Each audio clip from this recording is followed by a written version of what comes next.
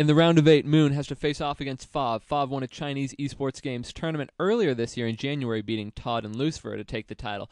But most recently, he went out in the first round of the PP Stream tournament with a close 3-2 loss to Infi.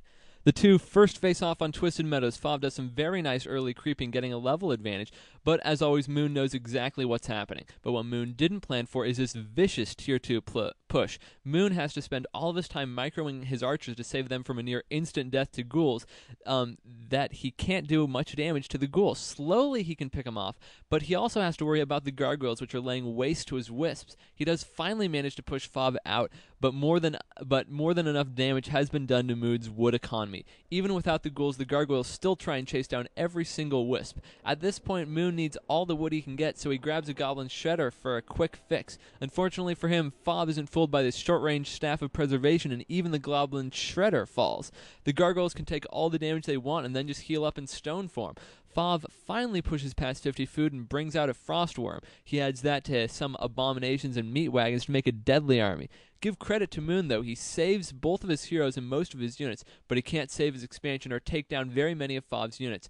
Again, he manages to save the panda, but this time the Demon Hunter falls, and the game goes to Fav. For Game 2 on Terranistan, Moon goes with a much earlier Goblin Shredder and gets the wood that he vitally needs. Fav again tries for the Tier 2 push, but he didn't invest in the ghouls to make it very effective. He does have some gargoyles to take out Wisp, but Moon is already at Tier 3 and has more than 600 wood, which is more than plenty. This game, Moon goes on the offensive, which is never a good sign for his opponent. Fav comes out and he has a stronger army, and so Moon backs up. Again, he tries for the hero kills, but Moon is just too strong. Moon takes out the Lich, then staffs back the Demon Hunter, which comes back a mere 6 seconds later, full health. It's just straight up wrong. Moon comes back. Moon backs off his army, which Fav focuses on, and dominates Fav's base in the meantime. He manages to get an expansion up. Again, Moon goes on the offensive, and Fav still cannot get a hero kill. The Demon Hunter keeps both undead heroes so low on mana that they can't nuke either of the Night Elf heroes.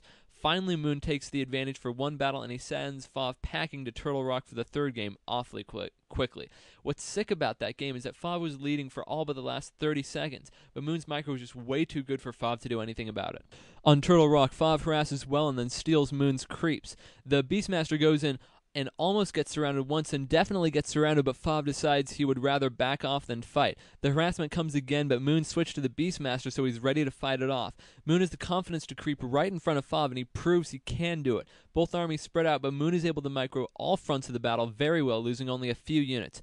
Fav again tries to win the game early, but Moon's micro is just too good. It takes Moon longer than in the second game, but again, he's on the offensive, which has to worry Fav. They finally fight, and Fav does well, but Moon manages to force a town portal to end it. Moon has one expansion, and that's what Fav wants to take out, but he doesn't think he can take it out going straight through Moon's army.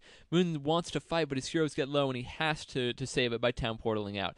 Fav again tries to take down the expansion, and the Beastmaster is caught with low health, but the panda staffs it while the coil is in the air.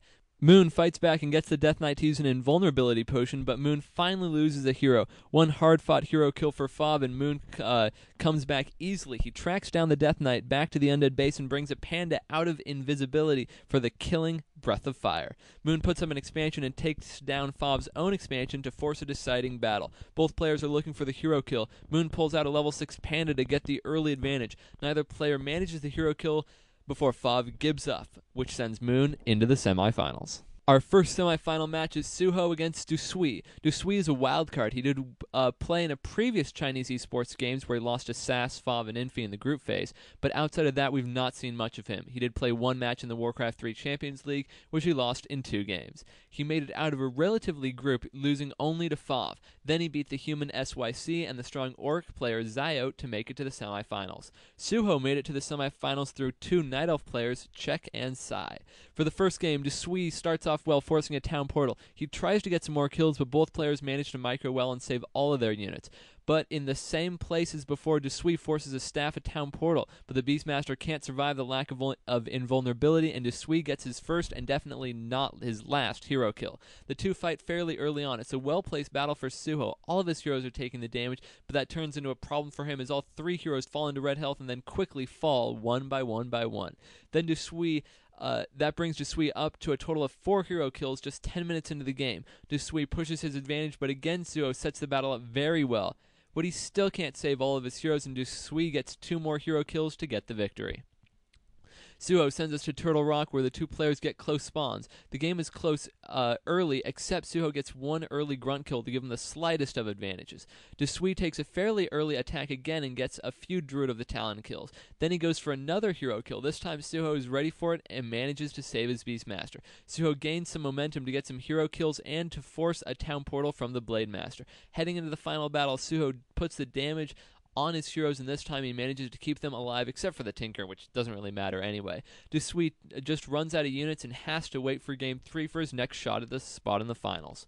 Suho starts the 3rd game on Twisted Meadows off in a very risky position. His Ancient of War is very low red health, but thankfully Dusui misses it and just goes for the creep steal. Suho then turns around the game with a Grunt Massacre of 07. He uses a perfectly timed Tier 2 push to take out all 4 of Dusui's Grunts, giving him an absolutely huge advantage. He mixes in a Creepjack for good measure, and the game is firmly in his hands. The final battle looks to be going poorly for Suho as he does his best to lose it. He loses 2 heroes, but with that much of an advantage from the earlier fighting, there's no way he could lose this one. His Demon Hunter comes back and he finishes off Dusui to earn a spot in the finals and at least $1,300 in prize money. In the other semifinal, Fly made it past LYC to have a shot at Moon. Fly's victory over LYC, who recently beat Moon, means that Fly could have a chance in this game. Unfortunately for him, Moon's Night Elf against Orc is insanely good. The first map is Echo Wilds, where Moon does his normal craziness with a shop in the middle, but Fly will have none of it. Moon is perfect timing as always and stops the Bestiary from finishing. Their first fight comes with a Creepjack on Fly. Moon doesn't want to fight, but Ensnare forces him to fight or lose some units.